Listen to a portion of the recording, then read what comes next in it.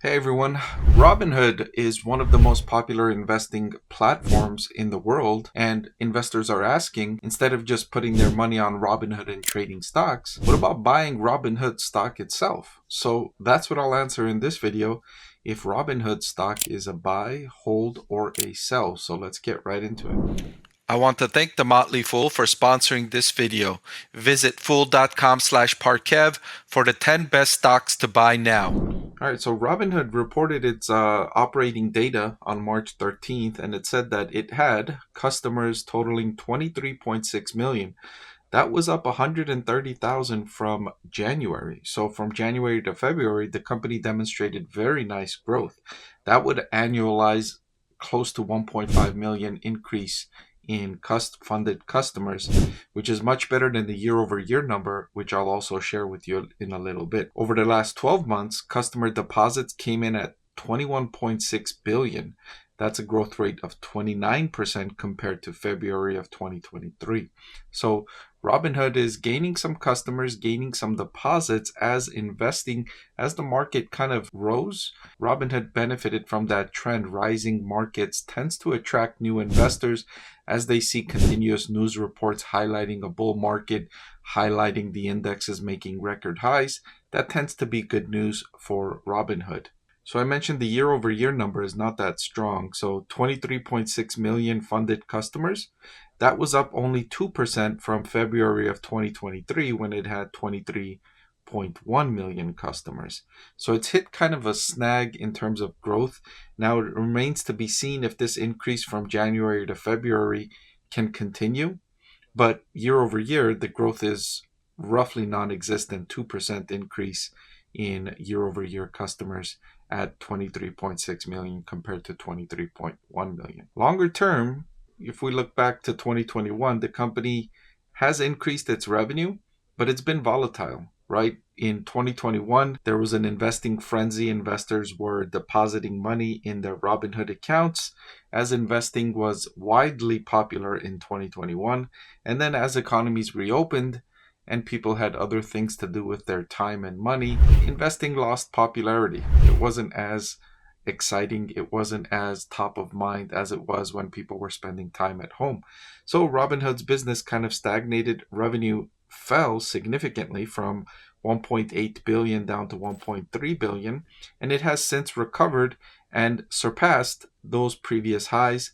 Revenue came in at 1.865 billion in the most recent trailing 12-month period. Additionally, the company just reached profitability in operating income, 30 million to be precise. That was up from losses close to 1.5 billion when revenue collapsed. Now the company has been recovering since then, with operating profit now moving into positive territory. And again, when investing was hotter, or more popular I should say, in 2021, Robinhood was able to demonstrate profitability back then also. The business has demonstrated at a large enough scale it can generate profitability, but at lower levels of activity it's significantly negative, losing close to 1.5 billion. So when it loses money, it loses big. When it's gaining money, it's gaining small. This is a concern, a higher level of risk, a higher level of operating leverage. And that's concerning because the markets are not always going to be hot, right? Over the last, I should say 6 to 9 months, the market's been in a bull market, or it hasn't been in a bull market that entire time, but markets have generally been increasing over the last several months, and that's been positive for Robinhood. But what about when we enter the next bear market, or when there's the next recession? How is Robinhood going to react then? How's the business going to react then? Is it going to lose another billion, billion and a half in every quarter or for a couple of quarters? That's not really worthwhile, is it? If you're making 30 million or 50 million in good times, and then in bad times you're losing a billion and a half. That disparity is wide. So that's a concern and elevated risk for Robinhood. The balance sheet is strong. Robinhood has 8.44 billion in cash and short-term investments and just 3.5 billion in long-term debt. So the balance sheet is solid. It can sustain times of slowdown when a company loses some money because the balance sheet can't support that due to its big difference between cash and short-term investments. Long-term debt. Now, Wall Street is optimistic and bullish on Robinhood. Over the next 5 years, they expect Robinhood to generate 75% per year in earnings per share growth. Overall, Wall Street tends to be overly optimistic with their earnings per share and stock price recommendation forecasts.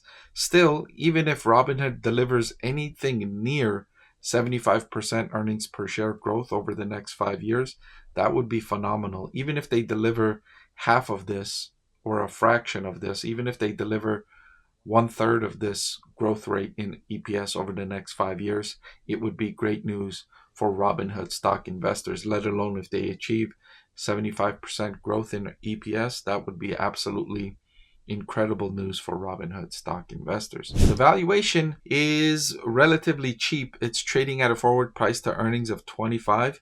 It's down from the highs of trading at a forward PE closer to 50, as its earnings per share prospects have improved, as Wall Street has upgraded their EPS estimates for Robinhood going forward. Overall, when the business is good, if we continue in this bull market, I think Robinhood will do well. I'm concerned with how Robinhood will do in the next recession, in the next bear market. How likely is Robinhood to keep those customers engaged, keep deposits coming in? How is Robinhood going to fare in that scenario?